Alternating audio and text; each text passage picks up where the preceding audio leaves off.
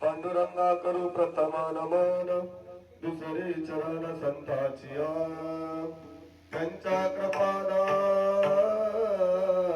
कृपादाने कथेचा विस्तार बाबाजी सद्गुरु दास तुका नमो सद्गुरु तुमया ज्ञान दीपा नमो सद्गुरु सच्चिदानंद रूप नमो सद्गुरु भक्त कल्याण मूर्ति नमो सद्गुरु भास्कर पूर्ण कीर्ति नमो स्तुति व्यास विशाल मुदे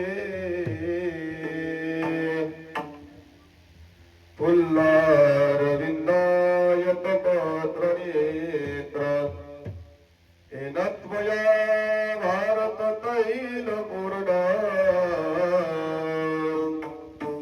प्रज्वालितो ज्ञानमया प्रदीप्ता शान्ताकारं भुजगशयनं पद्मनाभं सुरेशं विश्वाधारं गगनसदृशं मेघवर्णं शुभांगं लक्ष्मीकान्तं कमलनयनं योगिविरध्यानगम्यं वन्दे विष्णुं भवभयहारं सर्वलोकैकनाथं महायोगपीठे तटे भीमरात्यां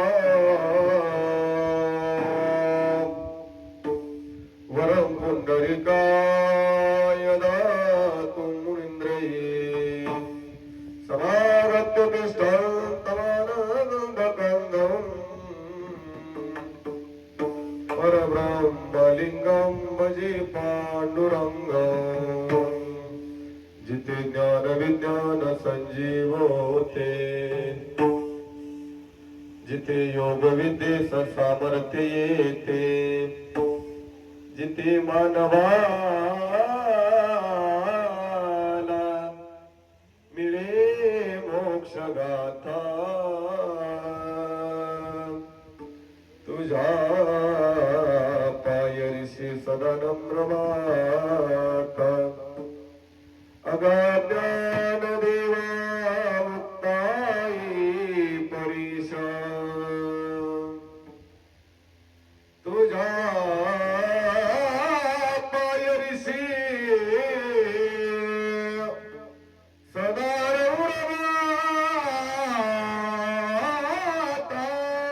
ओम नमो ज्ञानेश्वरा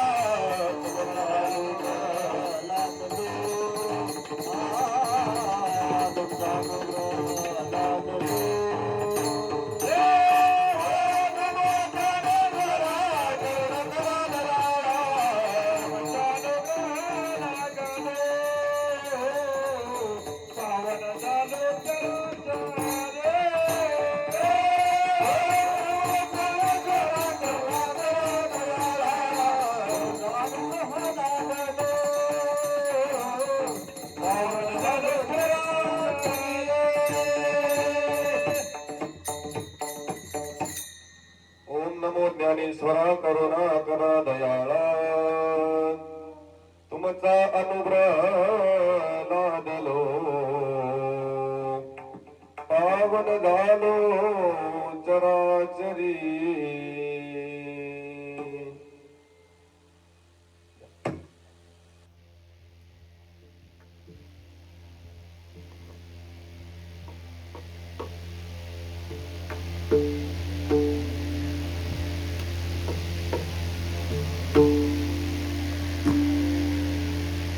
आपुला तो एक देव करुणी घ्यावा आपुला तो एक देव करुणी घ्यावा तेने विन जीवा सुख नोहे ये रती माई के दुःखाचे जनिते नाही आदि अंती अवसानी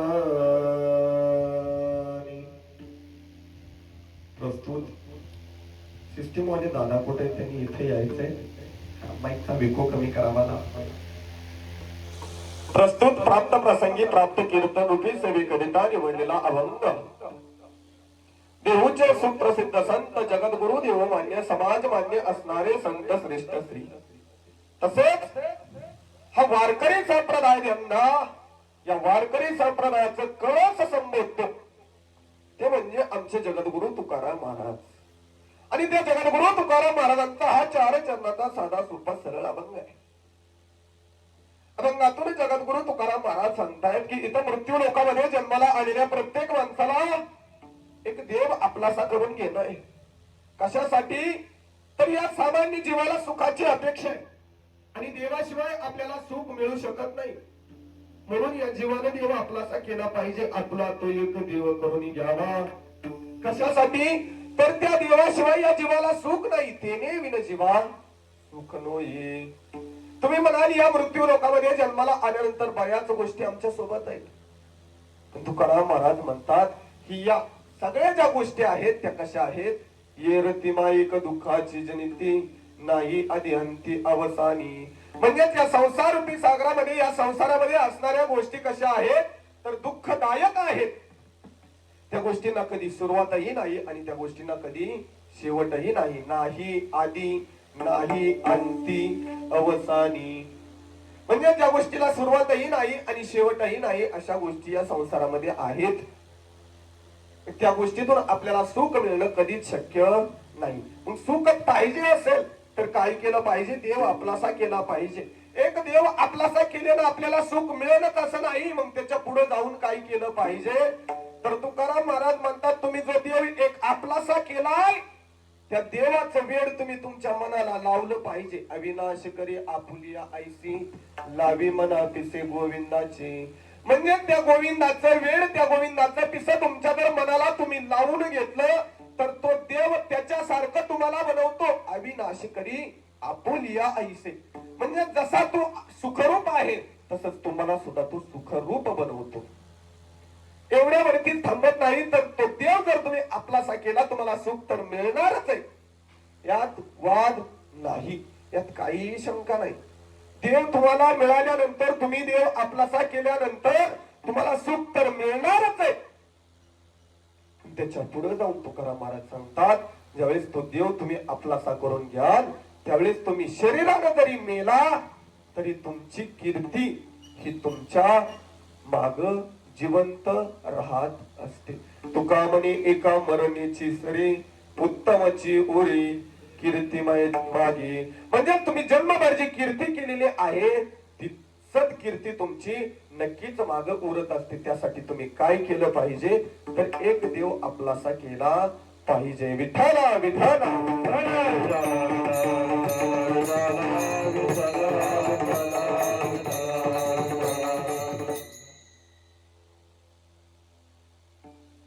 कैलासवासी सुनील भगवंत टिळेकर यांचं हे प्रथम पुण्यस्मरण अथवा प्रथम वर्ष श्राद्धानी त्या निमित्तानं आपण सर्वजण एका व्यासपीठावरती जमलोय.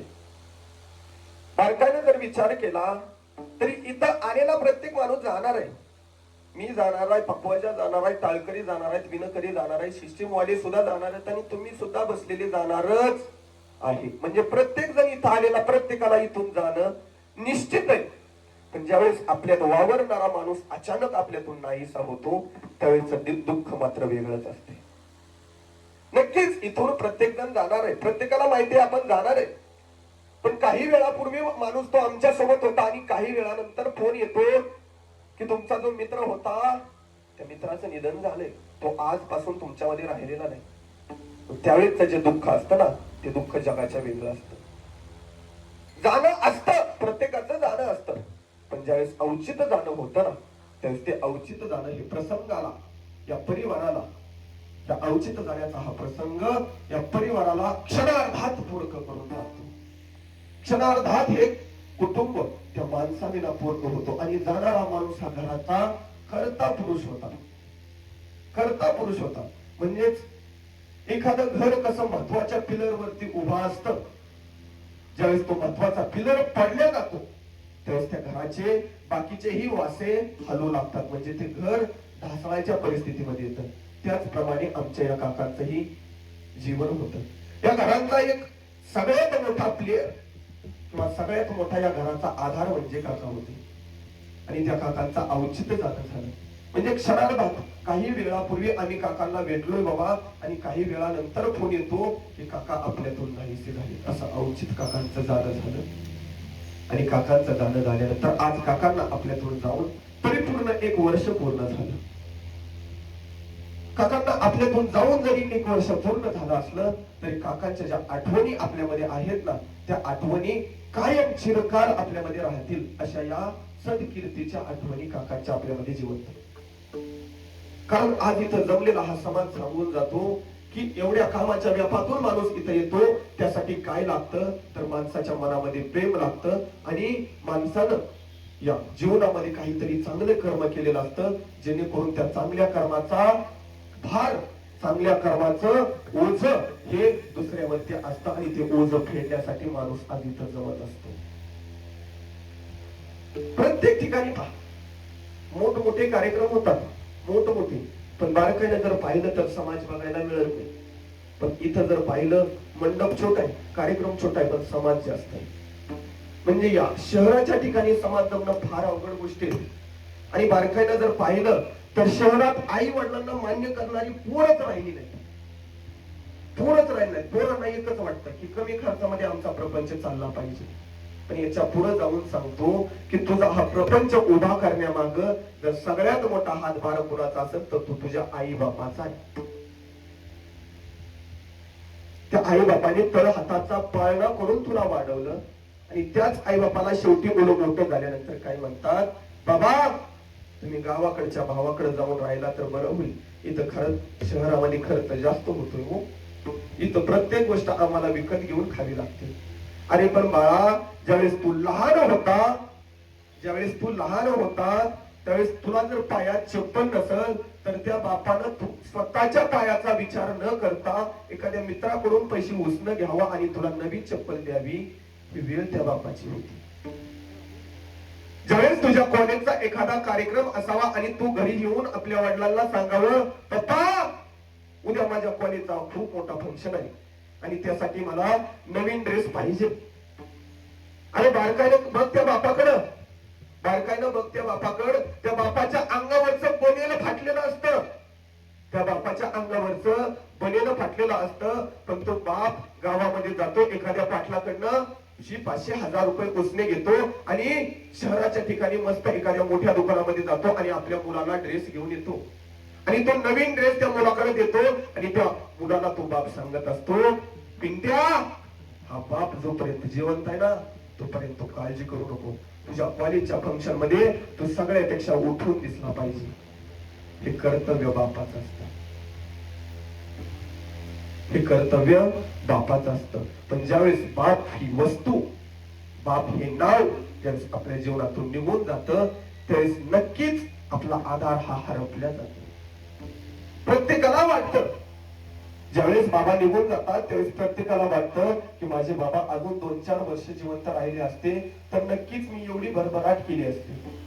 पण एक लक्षात ठेवू बाबा, जाणं आणि येणं कुणाच्याही हातात नाही, याला कुणीही अडवू शकत नाही. पण जोपर्यंत माणूस आपल्यामध्ये ना तोपर्यंत त्या माणसासोबत जगायला शिका. जोपर्यंत तो माणूस आपल्यामध्ये सामील आहे तोपर्यंत त्या माणसाची कदर करायला शिका. माणूस गेल्यावरती 10व्याला गुलाबजामुन घालून काही उपयोग नाही, काही उपयोग नाही, खरंच काही उपयोग नाही. जर तुम्ही जिवंतपणे त्या माणसाच्या तोंडाकडे सुद्धा बघत नसाल तर तुम्ही तो माणूस मेल्यानंतर तुम्ही सगळे परत एकत्र होता. आता या कलियुगामध्ये सगळ्यात मोठा विषय म्हणजे भावकीतली भांडणं.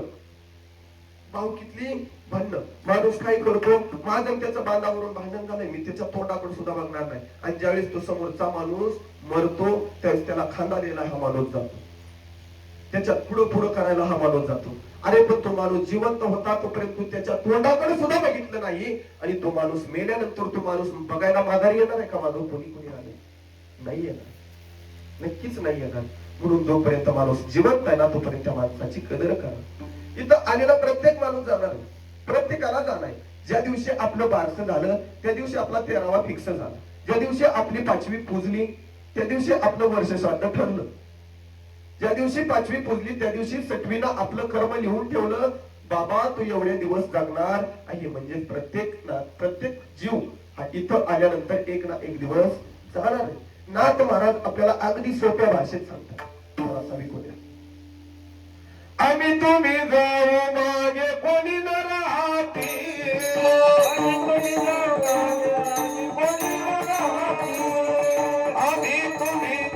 मागे कोणी न राहती, आम्ही तुम्ही जाऊ मागे कोणी न राहती. ज्यांना दोन हातात त्यांनी मोकळ्या मनाने टाळी वाजवायची. कारण हे व्यासपीठ ते एवढे एकच व्यासपीठ आहे जिथं माणूस मोकळ्या मनाने टाळी वाजवू शकतो आणि त्या आनंदामध्ये सामील होऊ शकतो. आम्ही तुम्ही जाऊ मागे कोणी न राहती, आम्ही तुम्ही जाऊ मागे कोणी न राहती. सकून ऐकावा दादा, सकून ऐकावा, सकून ऐकावा, सकून ऐकावा. अडतावी कयुगे दादा चक्र भरती,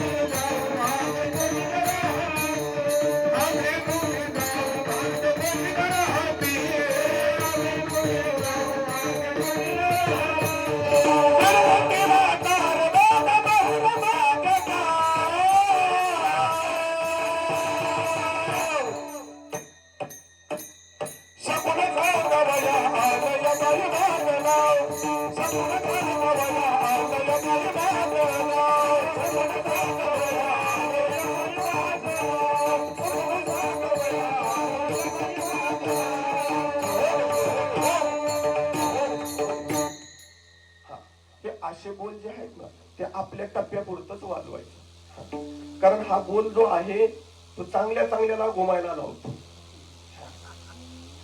म्हणजे इथं आलेल्या प्रत्येक माणसाला जाणं निश्चित आहे. विठाना विठाना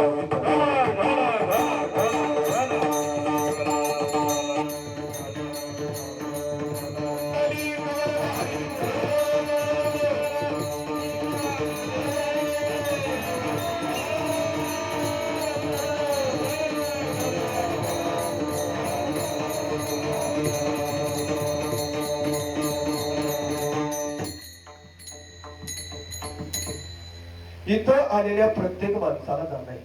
नाथ महाराजांनी अनेक रूपक वापरली, अनेक रूपक वापरली. पिंगळा वापरला, शकूळ वापरला. प्रत्येक रूपकातून नाथ महाराजांनी फक्त एकच सांगितलं की इथं आलेल्या प्रत्येक माणसाला एक ना एक दिवस जाणं आहे. पिंगळा महाद्वारी बोल बोली तो देखा, पिंगळा महाद्वारी, पिंगळा महाद्वारी बोल बोली तो देखा, पिंगळा महाद्वारी. प्रत्येकाला इथं आलेल्या प्रत्येकाला एक ना एक दिवस जाणं आहे. आता हे झालं नाथ महाराजांचं.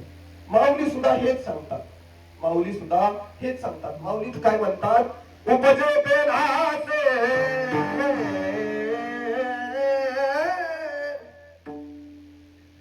नाशिले ते पुनरती दिसे हे घटिका यंत्र जैसे परिभ्रमेगा उपजेते नाशी. म्हणजे ते जन्माला आले ते नाशापर्यंत पोहोचणार आहे. जे जन्मलंय त्याचा नाश होणार आहे. आपल्याला मिळालेला जो नाश का देह आहे, हा देह कसा आहे, हा देह कसा आहे, नाशकाच आहे. हा देह नाशिवंत मलमूत्राचा बांधा वरी चर्म घातले रे पूर्ण कीटकांचा सांदा रव रव दुर्गंधी रे अमंगळ त्याचा बांधा स्मरे हरिहरा शरण गाई रे गोविंदा हरी दे मदन सांग सोहम जोरी मारा हरी दे मदन सांग.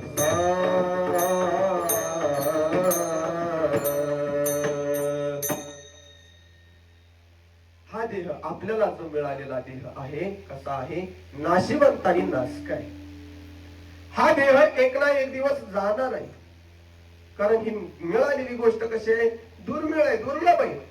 नरदेह दुर्लभ झाला शतवर्षाची गणना त्यामध्ये दुःख यातना तुम्ही आठवा. कुणाला आठवा, तुम्ही आठवा मधुसूदना. तुम्ही काय करा, तुम्ही वासुदेव वासुदेव म्हणा. म्हणजे तुम्ही काय केलं पाहिजे, तरी या कलियुगामध्ये तुम्हाला जर वावरायचा असेल किंवा जर या कलियुगामध्ये तुम्हाला जर या संसारातून तरुण जायचा असेल तर तुम्हाला नक्कीच त्या भगवंताच्या नावाशिवाय पर्याय नाही. अभंगाचं पहिलं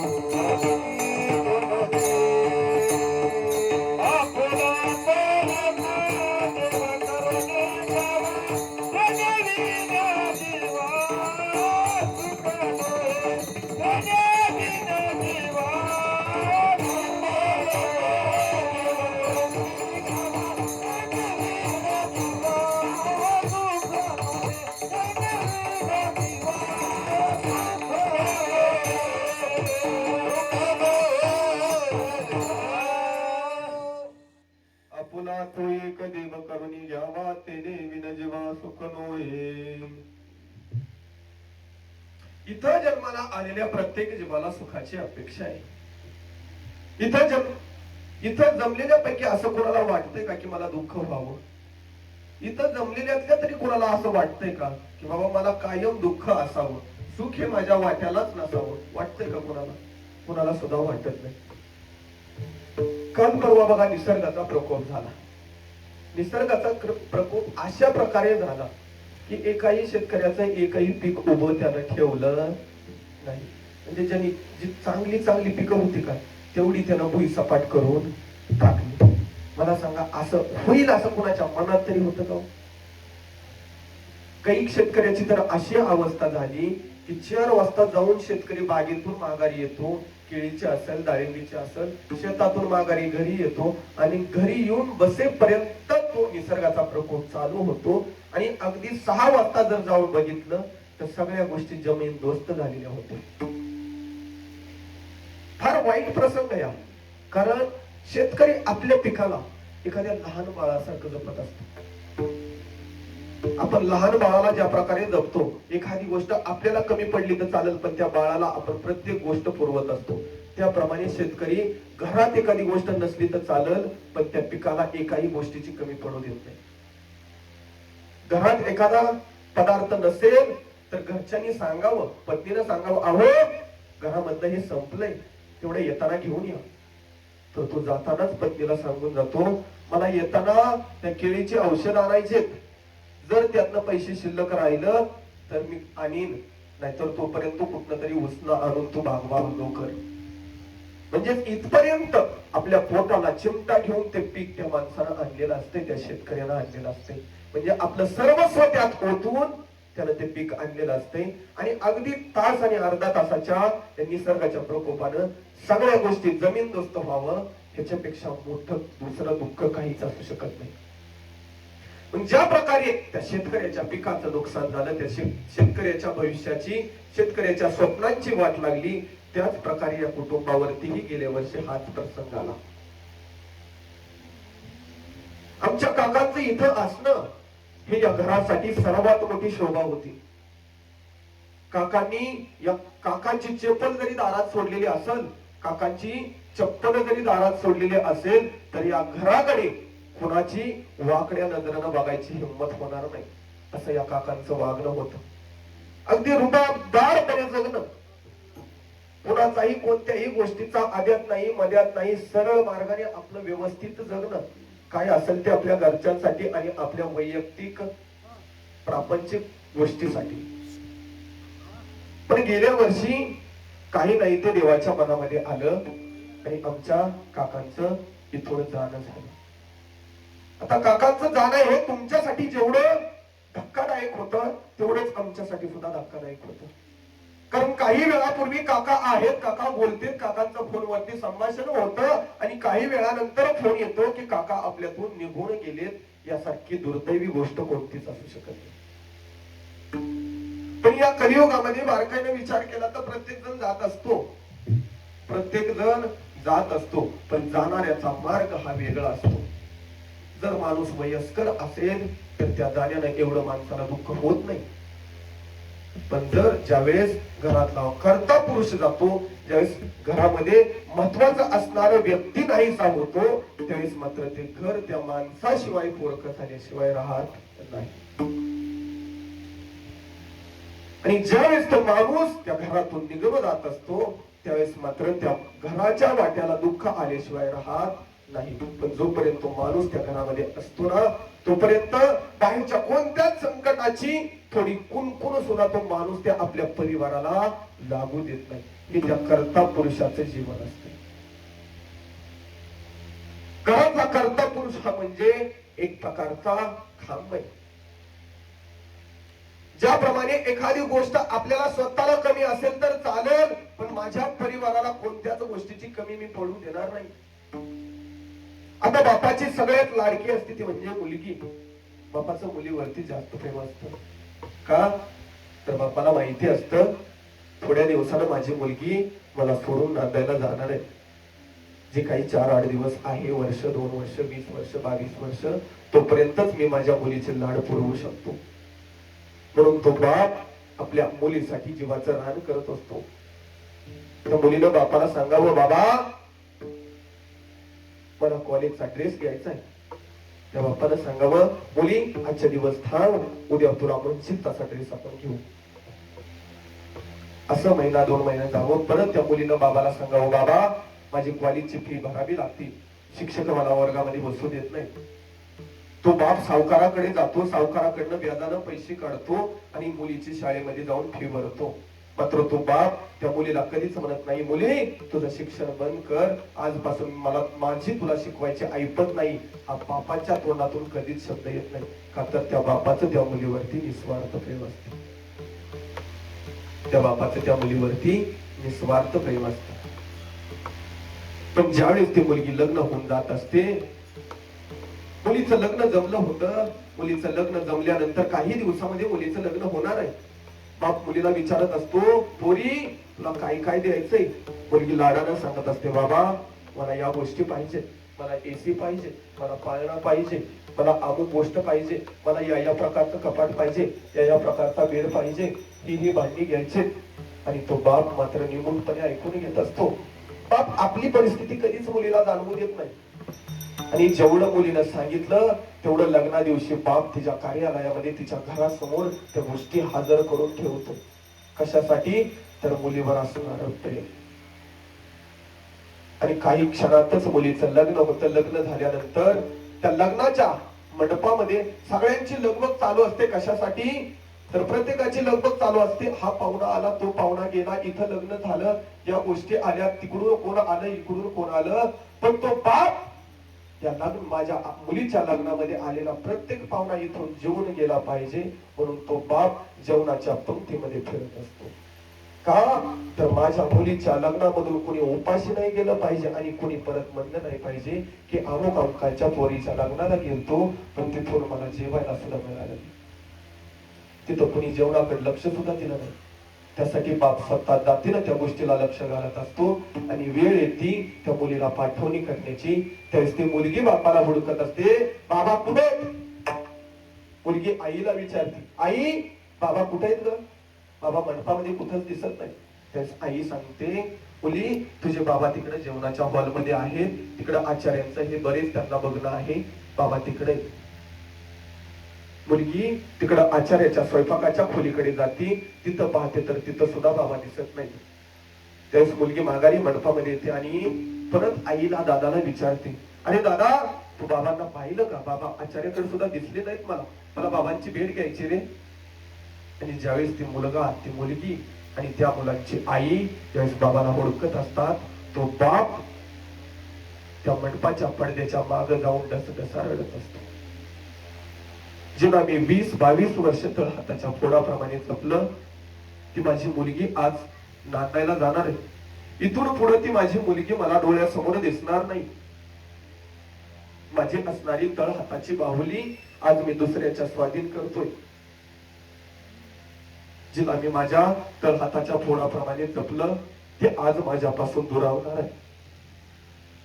आणि तो बाप त्या पडद्याच्या मागे जाऊन डसडसा रडत असतो.